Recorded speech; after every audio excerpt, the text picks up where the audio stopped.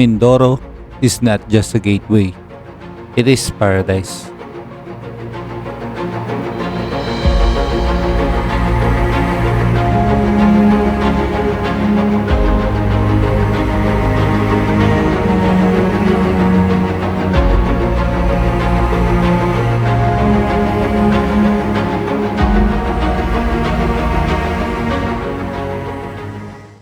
Yo, kamusta? Uy, channel ko to. Anyways, nasa Mindoro tayo ngayon. Tara, adventures tayo!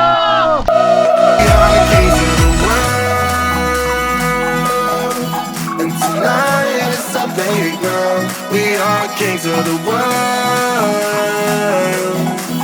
And anywhere it's homebound, we are kings of the world. And tonight is our playground. We are kings of the world. And anywhere it's homebound, we are kings of the world. Sa mga bago pa lang sa channel na ito, ako nga pala si Mac, kasama ang aking pamilya at mga kaibigan na tumutuklas ng mga gandang lugar sa Pilipinas gamit ang karaniwang paraan ng transportasyon at yakapin ng lokal na kultura sa pamamagitan ng pagsakay sa tuktuk. Tsaka pindutin ang subscribe button, i-on ang notification bell at bigyan ng malaking thumbs up ang video na ito para makasali sa ating patuloy na lumalaking pamilya ng mga adventurer.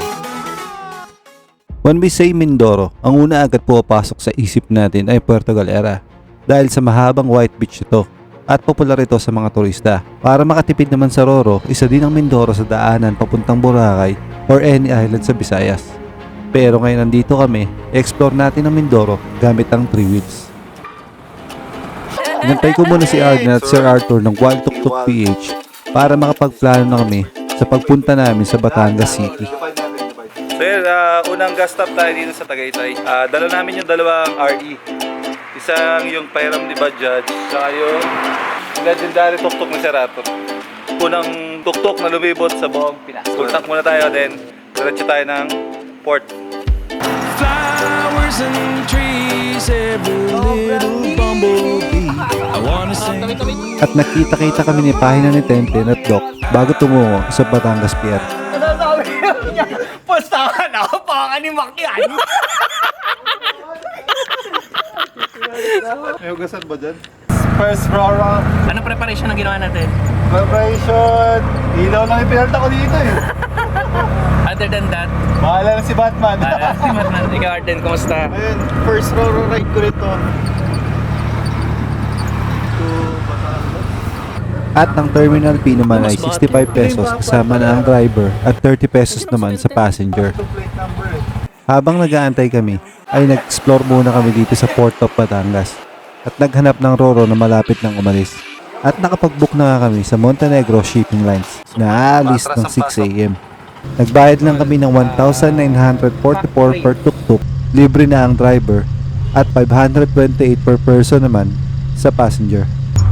Yan, sasakay na tayo ng Montenegro. Woo! Sasakay na ako ng barko, naka-Roro. Pasok na tayo ng Roro. Yeah. Huwag lang tayo magkamali na daan, dagat yung diretso natin. Ay, ito na! Ito na! Ito na. Ito na! Ay! Malugto. Alright, nakapasok na.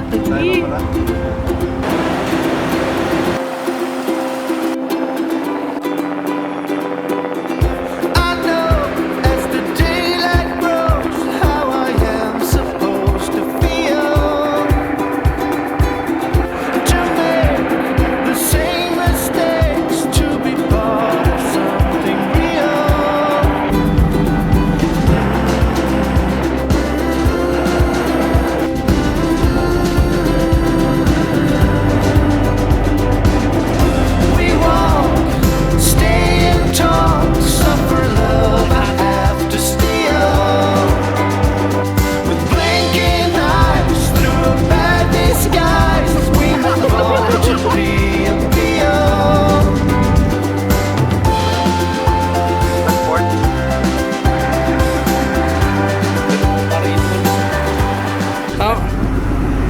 sa Calapan Port. So, Kumusta ang first Roro trip mo? ayos po sir. Ayos? Natulog lang po ako. Sino nakamiss ng dolphin? Ako ho yun. Sino nakatapak ng tayo?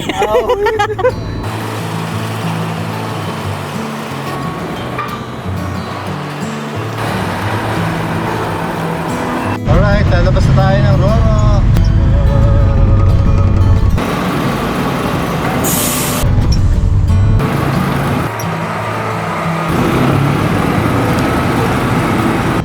Paglabas namin ng port ng Calapan ay inantay namin ng kaibigan ni Doc na si Sir Eric. Inaya niya din kami mag-agahan sa kanilang lugar na malapit sa tabing dagat. There's a place I have found in the shade on the ground, far from all worries and troubling sound. When I go there to be by myself, only me. Dito na din kami nagplano kung saan ang next spot na pupuntahan namin.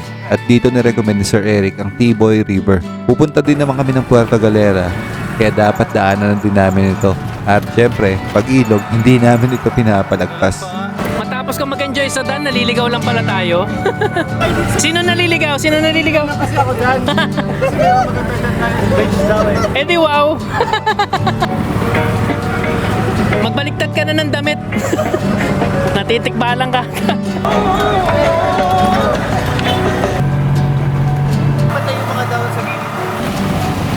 Nakarating na nga kami sa T-Boy River. Walang entrance fee nga pala dito. Tapos magtanong lang kayo sa mga locals dito para sa pagrenta ng mga cottage. So let's go. Ligo tayo.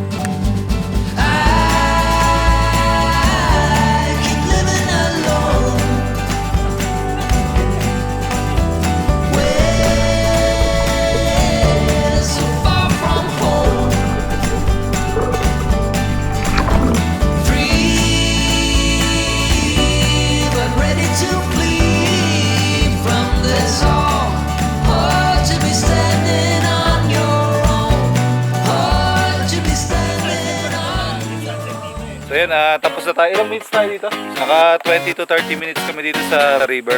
So let's go. Nagpatuloy na kami sa biyahe namin pataas ng Puerto Galera. Buti at binigyan kami ng magandang panahon para maibahagi namin sa inyo ang ganda ng daan papunta rito. Everywhere we go, we turn to paradise. All I know is that I need you in my life. Let me show you how it feels to roll the dice. You know you want it, just say the word. Everywhere we go, we turn to Ngayon sa Puerto Galera.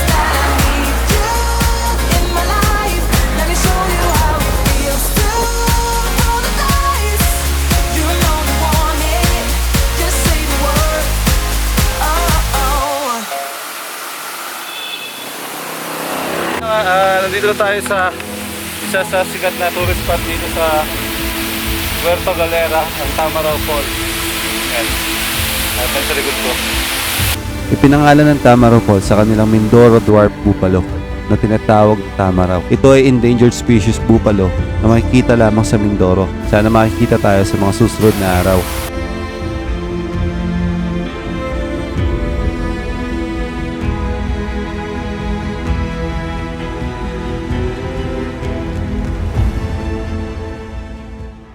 Sa pagpapatuloy ng ating biyahe ay nakit namin ng kalsada patungo sa Puerto Galera.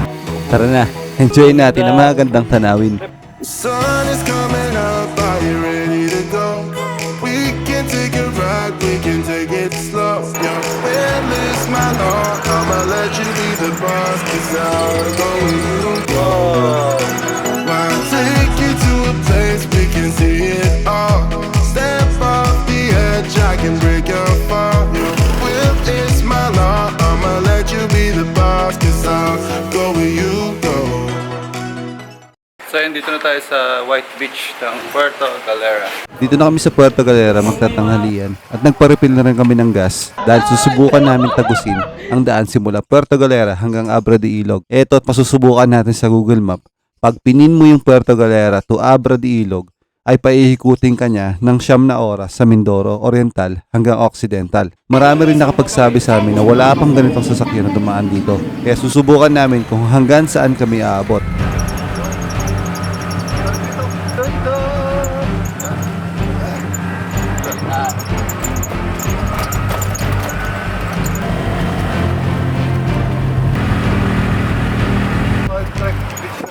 Dito na kami sa dead end ng connecting from Abra de Ilog to Puerto Galera.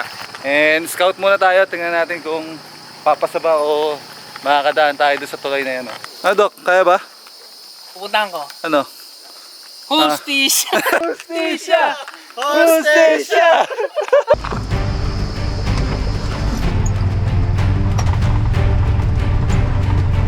Ha? Oh!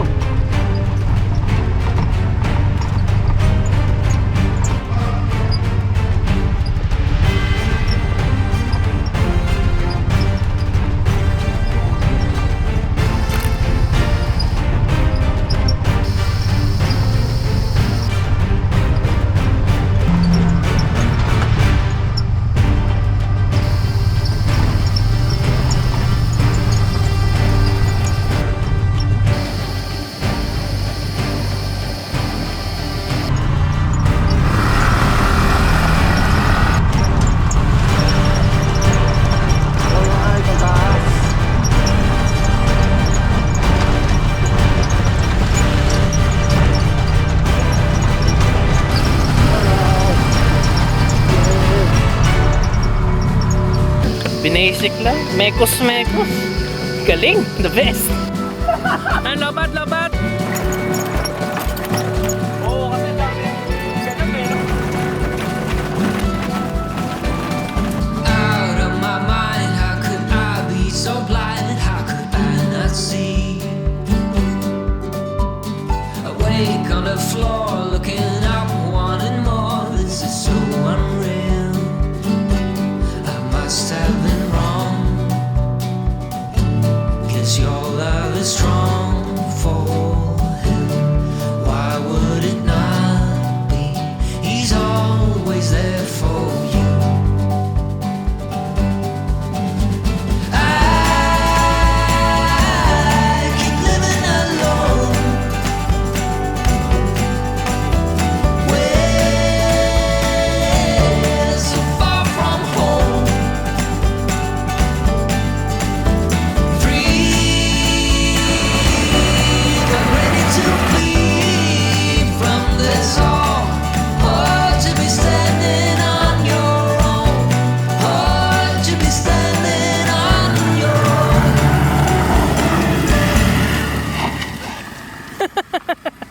Dito?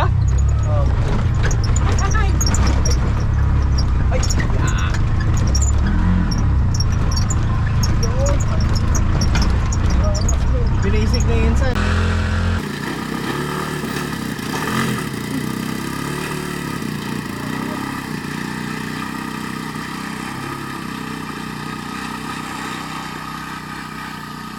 Nakakalati na tayo. Next natin is tagusin pa natin doon. So na yata sa pinakamatirik sa Mindoro, tarik na daanan na bypass na gagawin from Abra de Ilog to Puerto Galera. Yan tayo sa mga bundok ko, diba?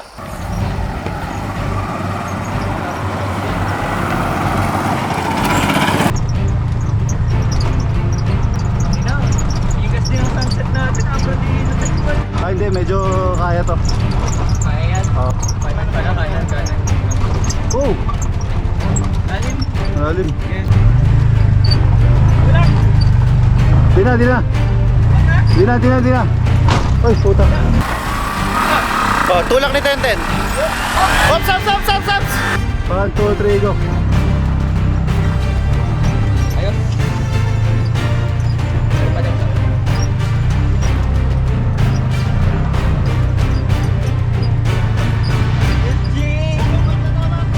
Ano?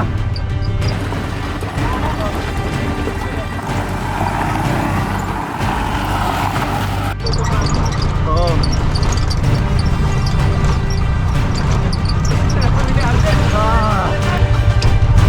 Malamang dyan. Dito, dito. Bigatan mo dito. Bigatan mo dito. Sumakay ka dyan.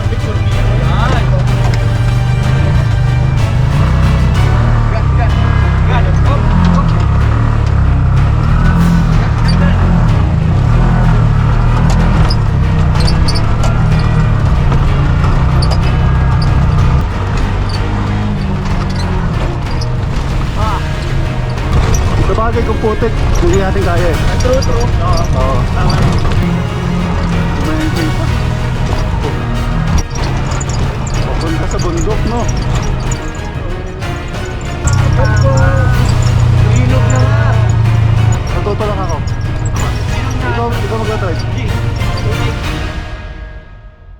Ito na ang sinasabi ng mga locals na unang ilog na tatawarin. Ito ay isang pinakamalaking pagsubok sa aming mga tuktok dahil hanggang tuhod ang lalim nito at may malalaking Dito bato malalim. na nakaharang. Yan, no? Kaya chinek muna namin para pag-aralan kung saan Bale, kami try daraan. natin tawirin. Kakayanin kaya.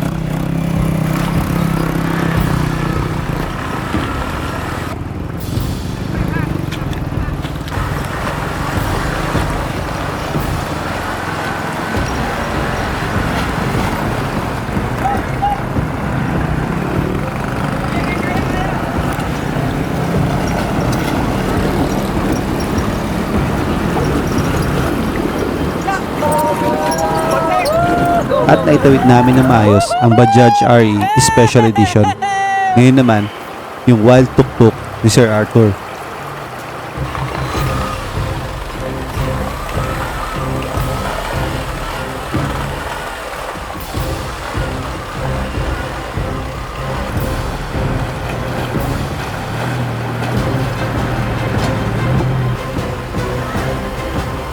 Hanggang sa naipit ang gulong ni Sir Arthur sa malaking bato. Kaya kailangan na namin ito itulak. At doon ay nakahigop na rin ito ng tubig sa kanyang starter.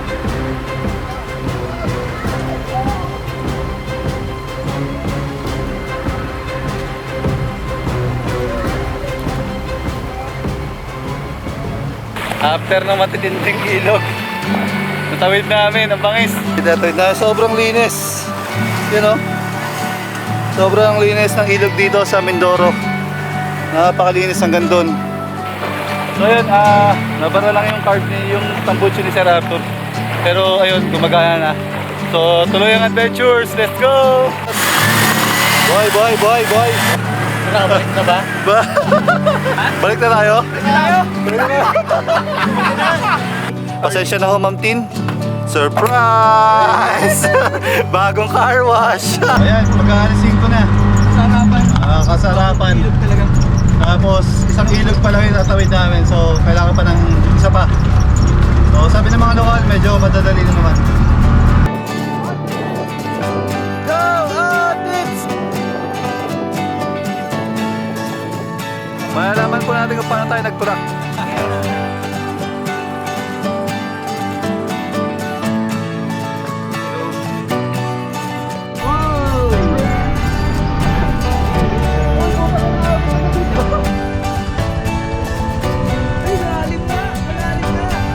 Wow! So amazing! So yun na, dito tayo sa panghuling ilog. Ito na yung pangalawang ilog na tatawaran. Going to Abra de Ilog. Kasi malalim na yan, ha? Tignan mo. So nag-scout tour kami dito sa pangalawang ilog. Ano namin kung kakayanin ulit ng tuktok. Ay, dyan malalim, no? Dyan. So, ikalawang ilog. Let's go!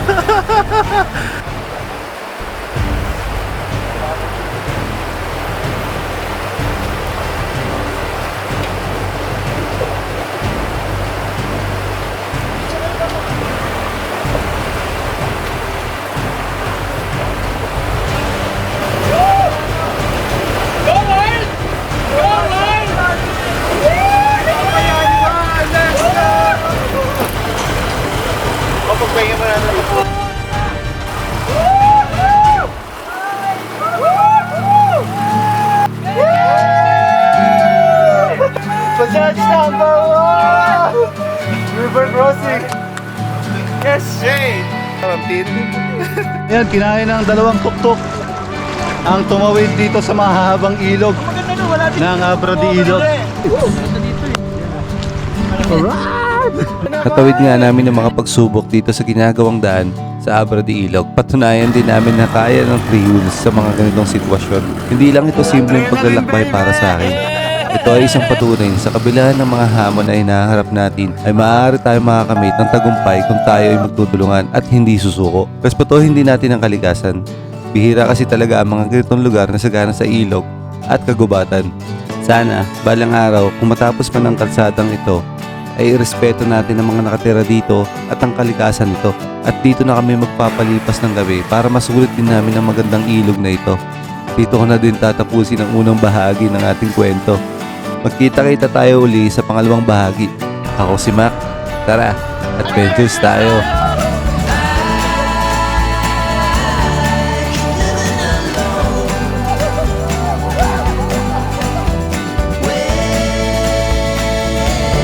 So far from home, free but ready to flee from this all. Hard to be standing on your own. Hard to be standing on your own.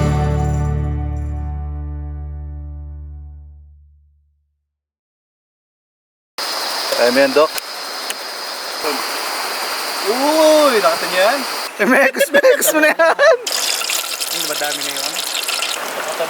Sarap ng luto talaga ni Chef Arden. Napakaangas yan. Minekos na yan!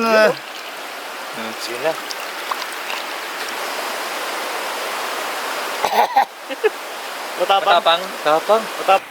Dito natin tatapusin muna ang ating day 1.